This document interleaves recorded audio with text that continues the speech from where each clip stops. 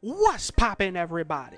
This is the cartoon kid, Ray Rawlins, and for today's review, I'll be talking about Infinity Train, Book 3, Episode 3, the Debutante Car, or Debutante, whatever you want to call it, man. But as usual, before I start breaking this episode down, I'm gonna have to give y'all that episode breakdown. So after Grace and Simon decide that they want to let Hazel join the Apex, and they want to let Tuba tag along, they start to head on their way to progress through the train. To make the summary super short, they just basically end up into this car called the Debutante Car or the Debutante Car, where they basically have to learn this ballroom dance in order to get past the car, right? So here comes the spoiler. They learn the dance and they're able to get past the whole car.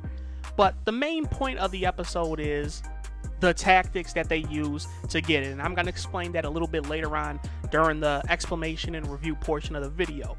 But my first initial thoughts of this episode is, man, if I weren't looking at this through a reviewer's lens, this kind of would have been a drab episode. This episode, in our reality, wasn't super interesting.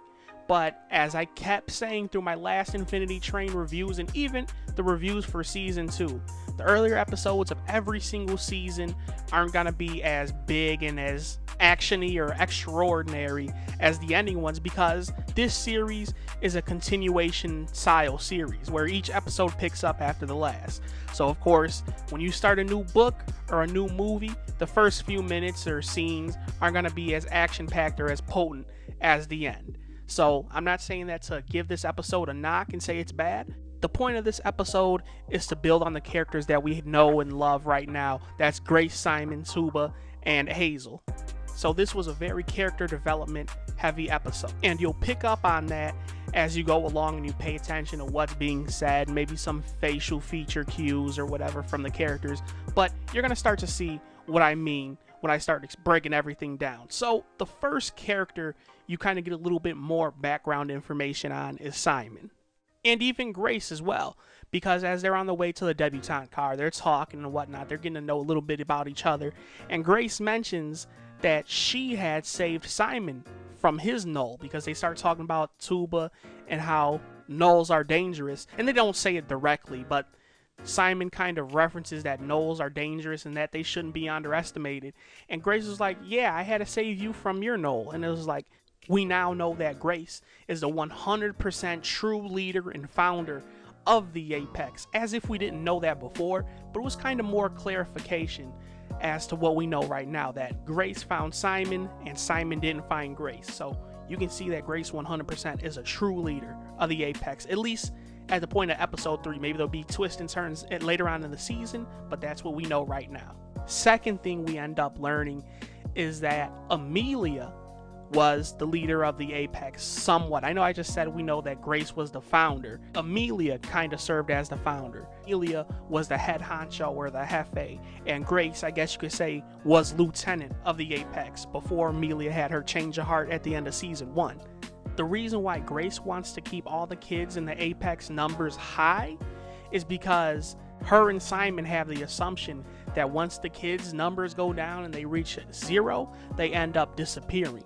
What she doesn't know is what we all know, is that when Tulip and Jesse, and I guess you could say Metal Tulip, even though she didn't have a number, when their numbers went down, they ended up being sent back into the real world.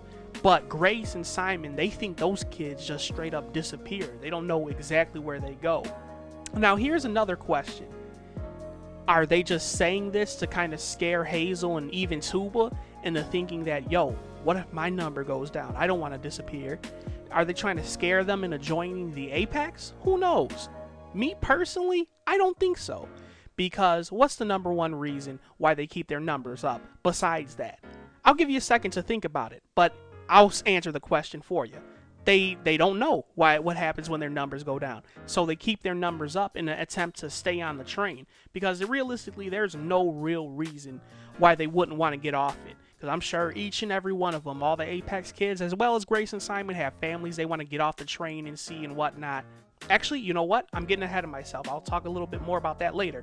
But there is no legit reason why Grace and Simon would want to keep their numbers up. I'm assuming that they're not loving life on the train. It's fun, yeah, it's chaos filled with all the looting and raids and whatnot. But you know what? Eventually you get tired of living that lifestyle and you want to get off the train. So by raising the numbers to the extremes that they have them, they're just making the process of getting off the train longer and longer. So in my opinion, I truly believe that they don't know that once your number hits 0, there's going to be a portal that opens up and then takes you back to the real world. And my guess is they'll eventually end up figuring that out as we get to the near end of the series, or season rather. But moving on though, they eventually make it to the Debutante Car, and the leader of that car basically tells them, yo, learn this dance or you're going to be stuck on here forever. And you just got to like how he ends up shoving them into the little training or dance room or whatever the heck you want to call it, and just shuts the door. And they're just like, yo, wait a minute, whoa, wait a minute, we got to get up out of here, man. And this is where we're met with the crossroads. Simon and Grace are like, yo, we need to bust our way out of here, we need to find our way out of here, we're not learning this stupid dance, yada yada yada. And Tuba basically is like, yo, we know for sure that this dance is going to be the key of getting us out of here. So let's work on what we know will get us out of here instead of just going balls to the wall and start destroying shit, basically. And Hazel obviously is on the agreeing since she knows a little bit about dancing. So Grace is like, yo, okay, 50-50. Simon, you go look for an escape, I'll learn the dance. So as Simon's checking out the vents and checking the room for exits and whatnot, Grace is having a little conversation with Hazel. And we basically learn that Grace comes somewhat from a wealthy family. You know, she goes to private school, she learns from private instructors, and her parents wants to make sure that she gets the best of the best. We also learn that Hazel has no memories of the outside world. She doesn't know her family. She basically comes from nothing. She doesn't know where her roots are.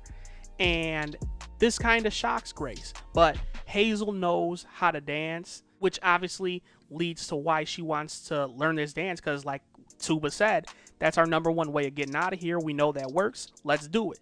Another thing that I picked up on this scene is that Grace basically said that she didn't get along with the other girls in the dance class. She wasn't invited out for ice cream and whatnot, but she basically plays it off like she doesn't care. She's like, yo, I'm better than them, and they're just jealous that I'm better than them. That's why they didn't like me in a sense. Now from that little conversation, I took away, or at least I think I came to the conclusion that Grace wants to be liked. She wants to be loved by everyone. But she kind of has that Simon effect where she wants to be tough, she wants to be hard, and she wants to be like, yo, I don't give a shit about nothing, man. But deep down, just like every person, she really wants to be accepted by everyone. So Simon comes back and says, yo, there's no exits, so they have to learn the dance. And Grace and Simon end up learning the dance, so did Tuba and Hazel, and they end up dancing, and they ended up getting up out of that train car. And as they're heading to their next car, or next adventure, if you will, we get a sneak glimpse at Grace's hand. And I'm not sure if I read this properly because it looked a little bit weird, but I really think Grace's number went down. I'm almost sure it did. Now, I gotta say, the main reason for this, I believe, is that Grace is 100% used to having her way. Obviously, with her being the leader of the Apex, she's used to everybody being a yes man and following her orders in a sense. But in the Debutante Car, obviously, as I mentioned earlier, they're hit with the crossroads. Either we fight our way out of here or we do it the right way and learn the dance. And the only choice that Grace and Simon had was to learn the dance, which they ended up doing. Now, I think Grace's number went down because she listened to Hazel and Tuba. She followed somebody else's orders. I wouldn't say orders, but she followed somebody else's ideas instead of following her own. Which, if you put 2 and 2 together, Grace, coming from a wealthy family, she's probably used to having everything she wants. She's probably used to getting her way, and this is the one instance, at least that I could think of, that she truly doesn't get her way. That she has to follow what someone else says, which obviously isn't normal for Grace. But that's where the episode ends, man. I don't have too many funny or interesting moments to mention. As I said earlier, this episode is focused primarily on character development as they go through this car, and One thing that I forgot to mention is that we found out that our homie Tuba has kids, who we can assume are probably all grown because she doesn't have them anymore, but Tuba has kids, which is cool. I forgot to mention that earlier. Now, to get on to my review, I'm going to put it super simple, man. This episode wasn't extremely interesting, but as I say with every single Infinity Train episode, it serves one purpose, and that's to continue with the story, which it obviously does here. Now, in comparison to, let's say, Season 2 or Season 1, the number one thing I'm wondering now is when is everything going to pick up? Because I think around this time in Season 2, we get to the map car, and well, honestly, you can't even compare this to Season 2 because Season 2 was more action-packed. Okay, you have Metal Tulip running from the flex, which means you're always going to have something interesting happen. And in my opinion, Season 2 didn't pick up until Episode 4. Now, as I said, I'm really wondering when this season's going to pick up. And knowing Infinity Train is probably going to pick up around Episode 4, maybe Episode 5. So far, these episodes have been kind of, I wouldn't say lackluster, but they're not as action-packed as the previous seasons. However, the one thing that keeps me interested is what in the world is Tuba gonna do? And not only that, what in the world is Grace and Simon gonna do? Because Grace and Simon obviously can be considered to be the antagonist of this series, and Tuba obviously being the protector of Hazel, man. You gotta root for Tuba. You have to be rooting for Tuba and Hazel in this one. Because we know Grace and Simon are the bad guys. And not only that, though, if you're one of those people who likes to speculate on what's going to happen later on in the season or the series or whatever, then you have to be wondering how in the world is this going to end. Obviously, you got to be wondering, are Grace and Simon going to find their way off the train? Because with Tuba by them, they're going to have to progress their way through these cars one by one. And if they're trying to get to the apex, and if it's true that there's 42 cars ahead of them, as Simon pointed out, then they're going to have a long way to go. And as everyone knows who's been watching from Infinity Train Season 1, that if you progress through each car and you do it the proper way, your number's going to go down. So realistically, you got to be thinking, oh, Grace and Simon are probably going to find their way off this train in this season right here.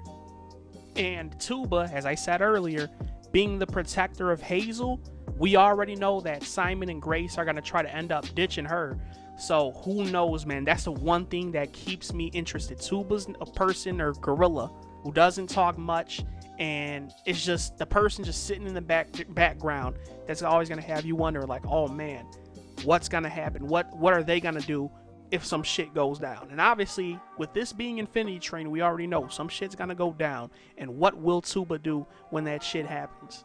Like I said, man, this whole season right now, especially at this position at the end of Episode 3, you as a viewer are going to be thinking, what's going to happen?